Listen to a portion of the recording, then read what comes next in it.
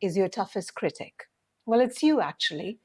Every day in the mirror, there's someone staring back at us, highlighting our flaws and hidden in the shadows. We try to brush off our self doubts and insecurities, thinking that's just how things are. I used to believe those doubts made me stronger, more grounded, but turns out they didn't. They held me back instead. So this voice chains us to our fears, and it's true for everyone. Your own mind can be your harshest judge. But what if I told you that these insecurities are actually red flags or clues?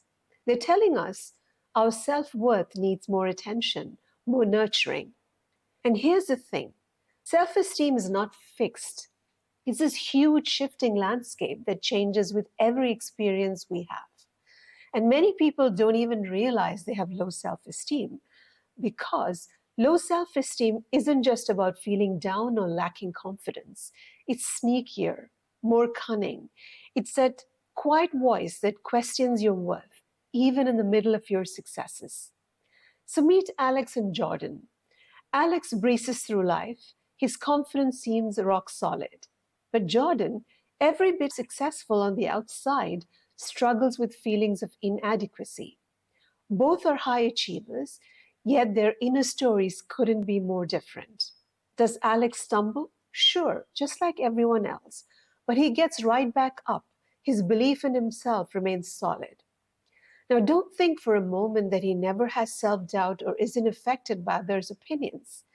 It's just that he refuses to let those moments stick or shake his confidence. But Jordan lets his self doubts shadow his wins, making him doubt his worth. For him, these doubts aren't just visitors, they linger, twisting his view of his own success. So here are the facts about self esteem. Self esteem is about the story we tell ourselves about ourselves. It's like the lens through which we see our lives. It's powerful and it's not selective. My dive into the research showed me that low self esteem is everywhere. It touches everyone, from teens stepping into themselves to professionals at the peak of their game. No one's immune. Low self esteem can touch us all at any stage, in any place. In this video, I want to uncover the hidden ways our brains and minds craft our self image, often without us even knowing. In the next follow up video, I explore science backed strategies to boost our self esteem.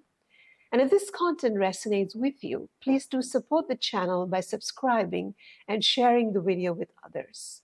So, self esteem is like a critical inner judge, always on the lookout for what's not quite right about you. It's sneaky, subtly shaping and distorting our view of ourselves without us even realizing it. Low self esteem has got many faces. For Jordan, perfection is like his prison. His achievements never quite measure up in his eyes. He's on that endless pursuit of perfection, which leaves him feeling unsatisfied and inadequate. Or take Mia. She's always searching for approval from others. Her self worth is tied to what others think of her. She struggles with recognizing her own value. And Kim has difficulty accepting compliments. She can't bridge the gap between how others see her and her own self view. And for Leah, mistakes are like full on disasters. Her fear of failure freezes her in her tracks, blocking her from opportunities. Then there's Sam, quick to fire up, always on the defense.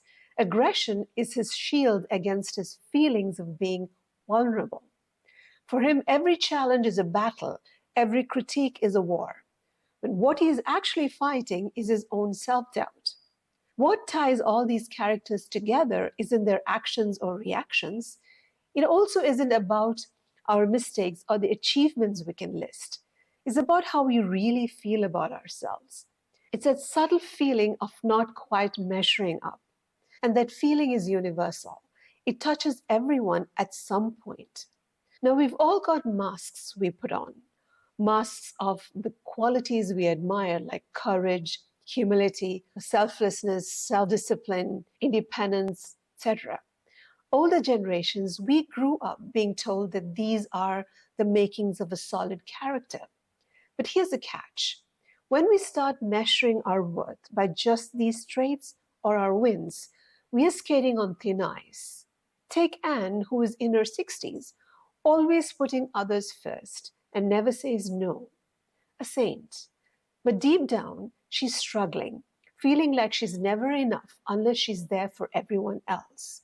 And we have Matthew, a retiree, who prides himself on his discipline and achievements. Yet he can't shake off the feeling that without his career, he might not hold much value. And the younger crowd, you guys are navigating a whole different jungle, social media, a place where your worth feels like it's measured in likes, shares, and the perfect online persona. But this is also like quicksand for your self esteem. Consider Lily, who's obsessed with maintaining her Instagram aesthetic. It's all glam, authenticity, and smiles. But deep down, she's anxious about not living up to that online persona. Or Jay, whose day is made or broken by the number of likes and shares he gets. So, whether it's being the perennial giver, the stoic, or the social media influencer, what we may be really doing is cloaking our insecurities and letting these roles define our self worth. Whether you're 65 or 25, it's about striking a balance, not letting the pursuit of any trait or goal or followers or whatever overshadow your sense of genuine worth. Now let's pause for a moment. Who in their right mind would choose low self esteem?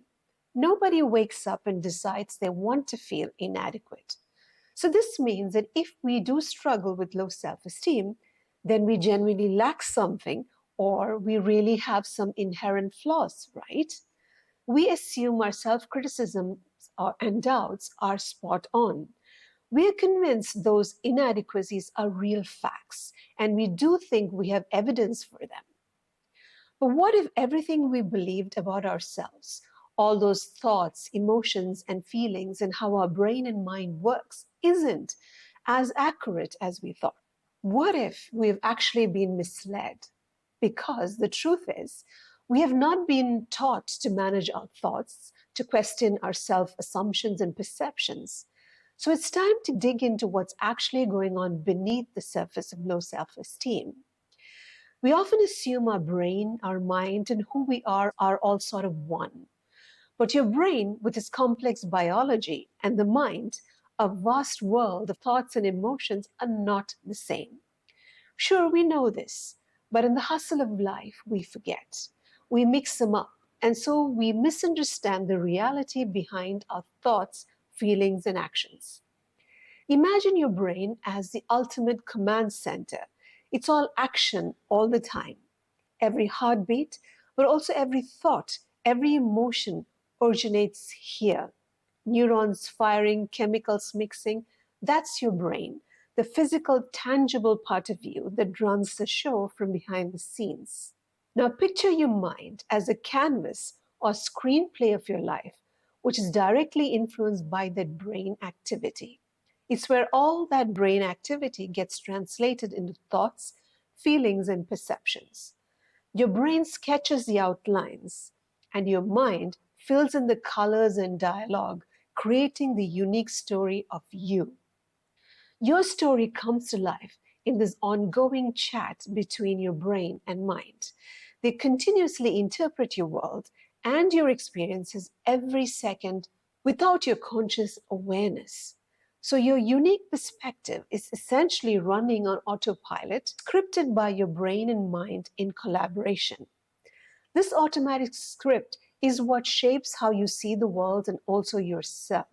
It's important to understand that this script, crafted without your conscious input, comes first and it profoundly influences how you continue to interpret everything around you, including your sense of self.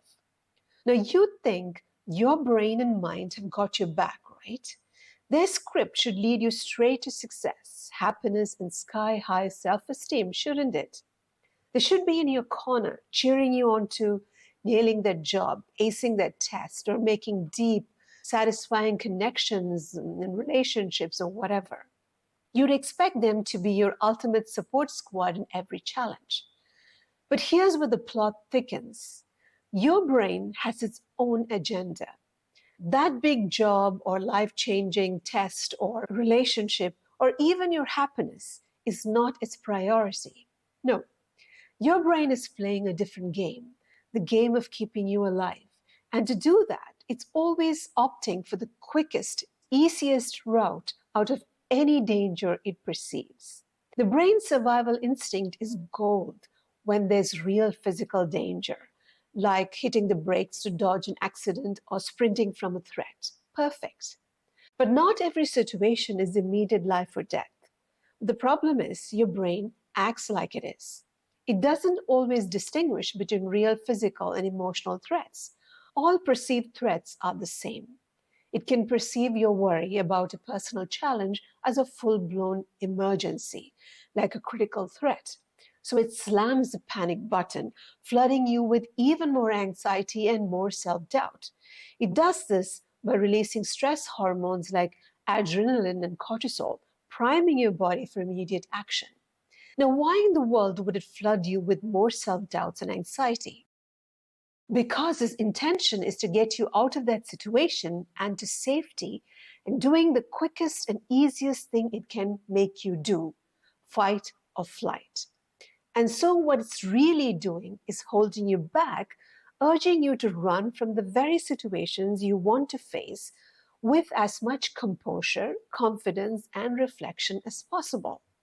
So now you see, don't you? Not every signal your brain sends and your mind interprets is spot on. Despite being a dynamic duo, your brain and mind can get it wrong, often. Those intense feelings and those immediate reactions are not always the best advisors. They're meant to protect you, sure, but they can skew your perspective about most things. And they're particularly good at making you doubt yourself and see threats where there are none. The real problem is that these negative scripts, these knee jerk reactions to perceived threats, start getting etched into our minds from a very young age. Why? Because our brain is a pattern recognition machine. It thrives on repetition. So every time we buy into those automated negative scripts and reacts to fear or doubt, even in small ways, our brain takes note and reinforces those responses until they become our go-to scripts. So let's tie it all to self-esteem. Our scripts are like the backbone of our self-esteem. Alex's mental script is full of upbeat scenes filled with resilience and optimism. He looks at setbacks not as failures, but as opportunities for comebacks. Because he's mastered the art of reframing his script to see failures as nothing but future wins in disguise. Jordan, on the other hand, stars in a thriller where everything's on the brink of disaster. It's not that he's in a tougher spot than Alex, but his script focuses on flaws, on what's missing. His mind's like a bodyguard, overly protective, and so it blinds him from seeing the wins that could be. And guess what?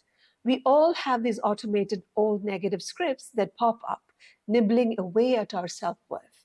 I'm not smart enough. I can't quite cut it. I don't matter. I loathe myself. Does any of it sound familiar? But at the core lies this haunting universal fear. Am I good enough? These fears trigger our brain's fight or flight mode because they challenge our basic need for acceptance and our fear of social exclusion. Because from a physical survival perspective, the brain perceives not being part of the pack or tribe as threatening.